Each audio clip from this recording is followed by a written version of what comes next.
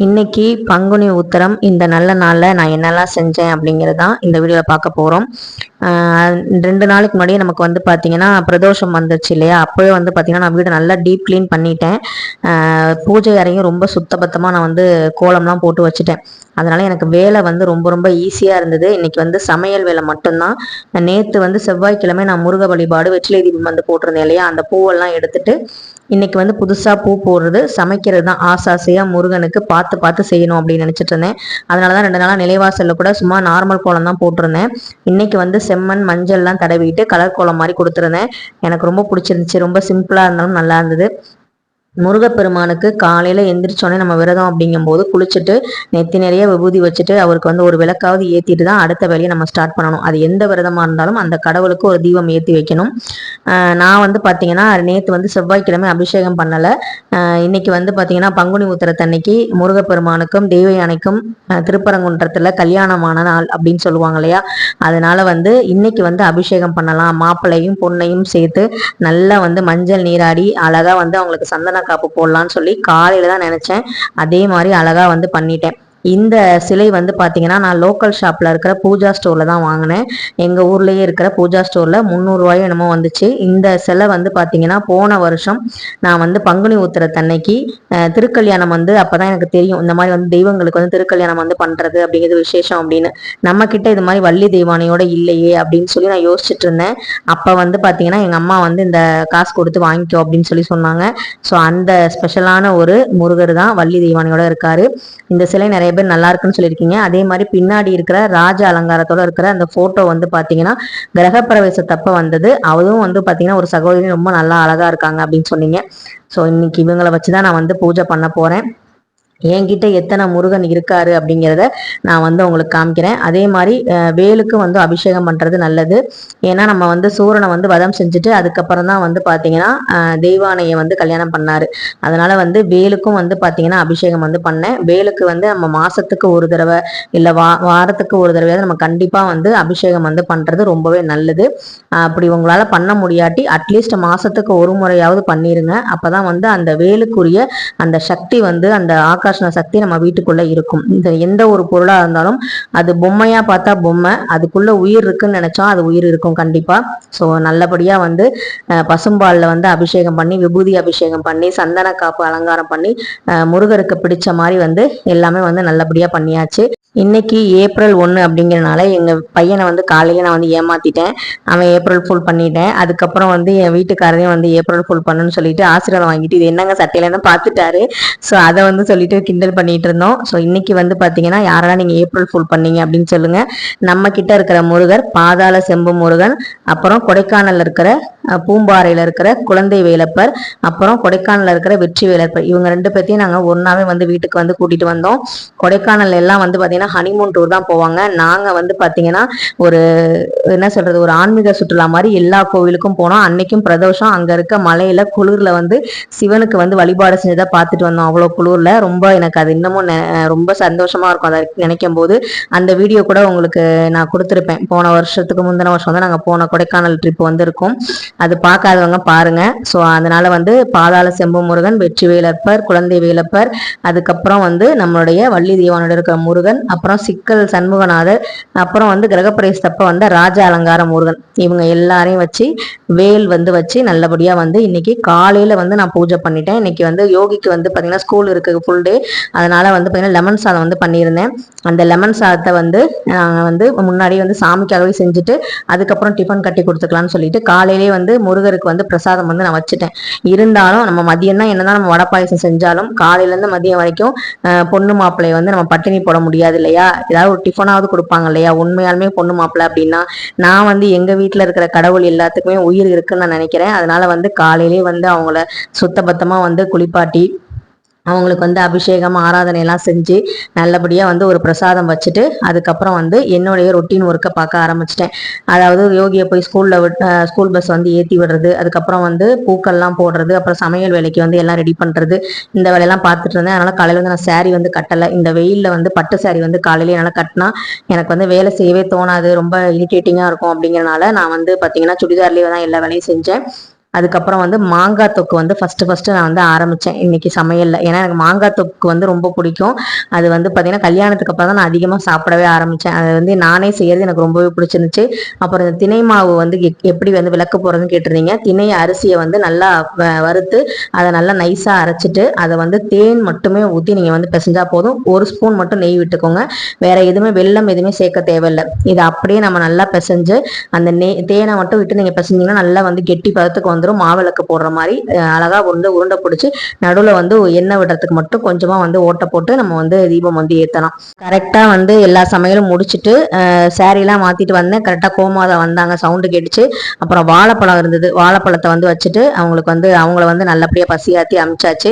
நான் இன்னைக்கு கொஞ்சம் லேட்டாக வந்தால் கோமாதாவுக்கு நிறைய வந்து வடை பாயசத்தோட சாப்பாடோ இலையில வைக்கலாம்னு நினச்சிட்டு இருந்தேன். ஆனால் வந்து அவங்க முன்னாடியே வந்துட்டனால என்னால் வைக்க முடியல, பழம் மட்டும்தான் வச்சேன். அதுக்கப்புறம் வந்து துளசி அம்மாவுக்கு தீபம் ஏற்றிட்டு நிலைவாசலில் அந்த மாடத்தில் இருக்க 2 தீபத்தையும் வந்து கற்பக விநாயகருக்கும் குலதெய்வத்தையும் நினச்சி ஏற்றிட்டேன். அதுக்கப்புறமா வந்து நான் வந்து உள்ளே வந்து தீபம் வந்து ஏற்றியிருந்தேன். இன்னைக்கு வந்து பார்த்தீங்கன்னா பூஜை ரூமே ஒரு பிரகாசமாக இருக்கும். ஏன் அப்படின்னு கேட்டிங்கன்னா சின்ன குத்து விளக்கு வந்து ஏற்றியிருந்தேன். கல்யாணம் அப்படின்னாலே குத்து விளக்கு கண்டிப்பாக இருக்கணும். அந்த கல்யாணத்தில் சீர்வரிசையாக பொண்ணுக்கு குத்து விளக்காச்சும் கண்டிப்பாக பொண்ணு வீட்டில் கொடுப்பாங்க. வசதியே இல்லாதவங்க கூட அந்த குத்து விளக்கை கொடுப்பாங்க. முப்பெரும் தேவியரும் இருக்கக்கூடிய ஒரு அற்புதமான விளக்கு. இந்த விளக்கு எல்லார் வீட்லையுமே இருக்கும். அப்படி இருக்கும்போது முருகப்பெருமானுக்கும் சிவபெருமானுக்கும் நம்மளுடைய ராமருக்கும் கல்யாணம் நடக்கும்போது எப்படி வந்து இந்த குத்து விளக்கு ஏத்தாம இருக்கிறதுன்னு சொல்லிட்டு எனக்கு மறந்தே போச்சு குத்து விளக்கு ஏத்தணும் அப்படிங்கிறது. நான் அந்த 6 தீபம் ஏத்தலாம்னு நினைச்சிட்டு இருந்தேன். அப்புறம் தான் யோசிச்சேன், அதான் கிருத்திகைக்கு நம்ம ஏத்துறமே, இன்னைக்கு வந்து நம்ம குத்து விளக்கு வந்து ஏத்திக்கலாம் அப்படின்னு சொல்லிட்டு 2 பக்கட்டும் வந்து குத்து விளக்கு வச்சோன்னே அந்த ஒளியில எனக்கு அவ்வளோ வந்து பாத்தீங்கன்னா வீடே வந்து பிரகாசமா இருக்க மாதிரி இருந்தது. அதுக்கப்புறம் வந்து வெற்றிலை மேல ஒரே ஒரு வெற்றிலை மேல அந்த திணை மாவு விளக்கு வந்து வச்சு நான் அது வந்து ஏற்றியிருந்தேன். அப்புறம் வந்து சிவபெருமானுக்கும் சிவ குடும்பத்துக்கும் சேர்த்து 5 முக தீபம் வந்து ஏற்றியிருந்தேன். ஸோ ரொம்பவே வந்து பார்த்தீங்கன்னா இந்த தடவை எனக்கு ரொம்ப சாட்டிஸ்ஃபைடாக இருந்தது. மனசுக்கு எனக்கு ரொம்ப திருப்தியாக இருந்தது. எப்போவுமே வந்து பார்த்தீங்கன்னா இது இல்லை அது இல்லைன்னு சொல்லி எப்போவுமே ஏதாவது ஒரு பிரச்சனை வர மாதிரியே தோணும். ஆனால் இப்போல்லாம் வந்து பார்த்தீங்கன்னா நமக்கு வந்து அந்த ஏஜ் ஆக அந்த மெச்சூரிட்டி இருக்கிறது அப்படிங்கிறது எனக்கே தெரியுது. சில விஷயங்கள்லாம் வந்து இது வேணானா இல்லைன்னா பரவாயில்ல, அடுத்தது என்ன ஆல்டர்னேட்டிவா பண்ணலாம், இது கிடைக்கலையா அடுத்தது என்ன பண்ணலாம், இது நமக்கு வந்து இப்போ வரலையா சரி அதுக்கப்புறம் வரும் அப்படின்னு சொல்லிங்கிற மாதிரி ஒரு பக்குவமாக இருக்கிற மாதிரி இருக்கு. ஆனால் வந்து கவலைப்படுவேன். ஆனால் வந்து ரொம்ப வந்து அதுக்காக வந்து புலம்பிக்கிட்டு இருக்கிற விஷயத்த வந்து நான் இப்போ வந்து விட்டுட்டேன். எல்லாமே வந்து முருகன் பார்த்துக்குவாரு, எல்லாமே வந்து நம்ம குலதெய்வம் பார்த்துக்குவாங்க, நம்ம இஷ்ட தெய்வம் பார்த்துக்குவாங்க அப்படிங்கிற நம்பிக்கையில எல்லாமே வந்து நல்லபடியா நடக்கும் அப்படிங்கிற சந்தோஷத்தோட இன்னைக்கு வந்து நான் வந்து கடவுளுக்கு வந்து கல்யாண விருந்து வந்து பரிமாறினேன். எனக்கு ரொம்ப வந்து பாத்தீங்கன்னா பசிக்கும், கரெக்டா 1 மணியானா பசிக்கும். அது எனக்கு என்னன்னு தெரியாது, இன்னைக்கு பசிக்கவே இல்லை. எனக்கு பரிமாறின சந்தோஷம், நான் சமையல் செஞ்ச சந்தோஷமா என்னன்னு தெரியல, பசியே எடுக்கல. சாப்பிடும் போது என்னால சாப்பிடவே முடியல, மனசு ஃபுல்லா நிறைவா இருந்தது. அதாவது கவலையா இருந்தாலும் நம்மளால வந்து சாப்பிட முடியாதுன்னு சொல்லுவாங்க, பசிக்காது. அதே மாதிரி ரொம்ப சந்தோஷமா இருந்தாலும் பசிக்காது. எனக்கு வந்து இன்னைக்கு ரொம்ப சந்தோஷத்துல பசிக்கல. அப்புறம் வந்து முருகனுக்கு பிடிச்ச செவ்வாழையும் வந்து வச்சுட்டேன். அதுக்கப்புறம் வந்து பாத்தீங்கன்னா வீட்டுக்காரர் கரெக்டா வந்து இன்ஸ்டியூட்ல இருந்து வர சொல்லிட்டேன். எல்லாம் இலையை போட்டு நம்ம காக்க வைக்க கூடாது அப்படிங்கிறனால நான் வந்து தீபம்லாம் ஏற்றதுக்கு அப்புறம் அவங்க ஃபோன் அடிச்சு வந்துட்டாங்க. கரெக்டா வந்து இலையில இருந்து எடுத்து வச்சுட்டு இருந்தேன். அவங்களும் வந்துட்டு தேங்காய் உடைக்கிறதுக்கு வந்து பாத்தீங்கன்னா ஆண்கள் தான், நம்ம வீட்டு ஆண்கள் தான் உடைக்கணும் இல்லையா, அதனால வந்து பொதுவாக வந்து நம்ம விரதம் அப்படின்னாலே தேங்காவே மோஸ்ட்லி உடைக்காத மாதிரி தான் வரும். ஏன்னா இவங்களால வர முடியாது, அந்த நேரத்தில் நம்மளும் உடைக்க முடியாது அப்படிங்கிறனால சும்மா வந்து நெய்வேத்தியம் மட்டும் தான் பண்ணுவேன். ஆனால் இந்த தடவை கண்டிப்பாக நான் சொல்லிட்டேன், நீங்கள் வந்து வீட்டில் வந்து தேங்காய் வந்து உடைக்கிற மாதிரி இருக்கும் வந்துருங்கன்னு சொல்லிட்டு. அதனால வந்து தேங்காய் வந்து உடச்சிட்டு கொடுத்துட்டு அவங்களும் வந்து நெய்வேத்தியம் வந்து பண்ணிட்டு எனக்கு வந்து சந்தோஷப்படுத்திட்டு போனாங்க. வீட்லயே வந்து சாப்பிட்டாங்க. எனக்கும் ரொம்ப சந்தோஷமா இருந்துச்சு. என்னதான் நம்ம டிஃபன் கட்டி கொடுத்து அவங்க சாப்பிட்டாலுமே வீட்டில் வந்து அந்த இலை போட்டு அந்த சாப்பிட்றதுங்கிறது ஒரு சந்தோஷமா இருக்கும். அது நிறைய நம்ம வெரைட்டி பண்ணும்போது வீட்டில் அது வந்து வீட்டில் சூடாக சாப்பிடும்போது நமக்கும் ஒரு பரிமாறும் போது ரொம்ப சந்தோஷமா இருக்கும் இல்லையா, அதனால வந்து எனக்கும் ரொம்ப சந்தோஷமா இருந்துச்சு. இன்னைக்கு மாசத்தோடைய தொடக்க நாள் ஏப்ரல் மாதம். அதாவது புதுசாக வந்து கணக்கு வந்து தொடங்குவாங்க நிறைய பேர். நம்மளுடைய பொருளாதார அந்த உயர்வையும் வந்து பாத்தீங்கன்னா பொருளாதார நிதி நிலைமையும் வந்து அந்த முருகப்பெருமானும் அந்த எம்பெருமான் நாராயணமும் அந்த நமச்சிவாயனும் நமக்கு வந்து நல்லபடியா குலதெய்வ ஆசையோட ஒரு பொருளாதார நிலையான ஒரு பொருளாதாரத்தை வந்து நமக்கு தரணும். அது வந்து பாத்தீங்கன்னா எப்பவுமே குறையாம கடன் வல்லா வாழ்க்கைய வந்து நமக்கு வந்து இல்லாம நம்ம நல்லபடியா பார்த்துக்கணும் செல்வ செழிப்போட. ஏன்னா பணம் ஒண்ணு அப்படின்னு இருந்தாலே பாதி பிரச்சனை வந்து வீட்டுல வரவே வராது. பணம் இல்லாதனாலதான் நிறைய குடும்பங்கள்ல பிரச்சனைகள் ஏற்படுது, மனஸ்தாபங்கள் வந்து ஏற்படுது. அந்த பணம் வந்து 10 செய்யும் 11 செய்யும். அந்த பணத்தை வந்து நம்ம கிட்ட தேவைக்கு ஏற்ப நமக்கு வந்து அந்த இறைவன் வந்து கொடுக்கணும்னு சொல்லி இன்னைக்கு 1ஆம் தேதி நம்ம வந்து வேண்டிக்குவோம். பிரபஞ்சத்துக்கும் நம்ம வந்து நன்றி சொல்லுவோம். இந்த நல்ல நாள்ல நம்ம வந்து இந்த இறைவனை நம்ம வழிபடுறதுக்கு அந்த இறைவன் நமக்கு வழிவிட்டிருக்காரு. நம்மளால முடிஞ்ச நெய்வேத்தியங்களை அவருக்கு மகிழ்ச்சியா நம்ம வச்சு படைச்சிருக்கோம். இது வைக்க முடியாட்டி நான் என்ன வச்சிருப்பேன் அப்படின்னா சர்க்கரை பொங்கல் செஞ்சு வச்சிருப்பேன். சர்க்கரை பொங்கல் வந்து பாத்தீங்கன்னா ரொம்ப ரொம்ப ஒரு பிடித்த எல்லா தெய்வங்களுக்கும் பிடித்த ஒரு நெய்வேத்தியம்னே சொல்லலாம். நான் திணை மாவுல வந்து பாயசமும் விளக்கும் போட்டனால சர்க்கரை பொங்கல் வந்து செய்யல. அதே மாதிரி செவ்வாழையும் வந்து வச்சிருந்தேன். எனக்கு எல்லாமே வந்து இன்னைக்கு நினைச்ச மாதிரி பன்னீர் ரோஜா, அதே மாதிரி செவ்வரளி, செவ்வந்தி, அதுக்கப்புறம் வந்து வெற்றிப்பூ, அந்த எல்லா பூவுமே வந்து முருகனுக்கு பிடித்த அந்த பூக்கள் எல்லாமே வந்து இன்னைக்கு சாத்தி நல்லபடியா வந்து வழிபட்டேன். இதுக்கு முக்கியமான மூல காரணம் யாரு அப்படின்னா என்னுடைய குலசாமியும் என்னுடைய குலதெய்வமும். குலசாமின்னு சொல்றது என்னுடைய கணவர், குலதெய்வம் சொல்லக்கூடிய எங்கள் குலத்தை காக்கக்கூடிய தெய்வம், இவங்க 2 பேரும் தான். ஏன்னா வீட்டுல வந்து நமக்கு ஒரு ஆதரவு இல்லை அப்படின்னா ஒரு சின்ன விஷயத்த கூட நம்மளால முழுசா பண்ணவே முடியாது. வீட்டுல இருக்கவங்களுடைய ஆதரவு இருந்தனால மட்டும்தான் இந்த 10 நாளைக்கு மேல நம்ம விரதம் இருந்திருக்கோம்.